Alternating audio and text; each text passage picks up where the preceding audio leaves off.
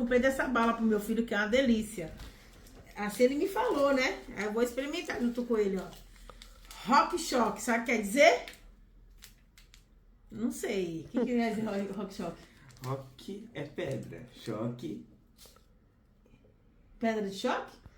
é mais choque de pedra, né? Acho que é Pedra que dá choque. Ah, pedra que dá choque. Meu inglês tá pedra de funcionando. choque. Ah, pedra de choque. Foi o que eu falei. Eu Viu? Ele falou que essa bola é muito boa. E assim é no dente mesmo. Se você não tiver dente, pega a tesoura. Ai, que é banguela, né? Vai saber. Vamos lá, vou experimentar aqui, hein? Já abriu, Ícaro? Ó, Abri. veio um pozinho aqui, vou mostrar pra vocês, ó. Ícaro tá querendo botar em Arapuca, viu? Deixa eu experimentar. Esse pozinho aqui parece cocô de gato. Cocô de gato. É, sei não, hein? Deixa eu ver. É o gato da Turma da Mônica, deixa eu ver.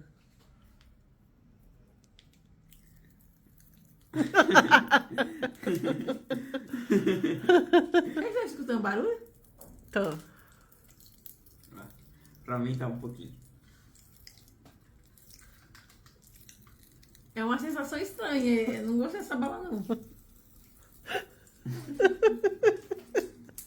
Era isso que você queria que eu...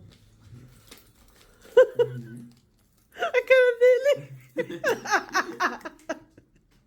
Você faz com a sua mãe.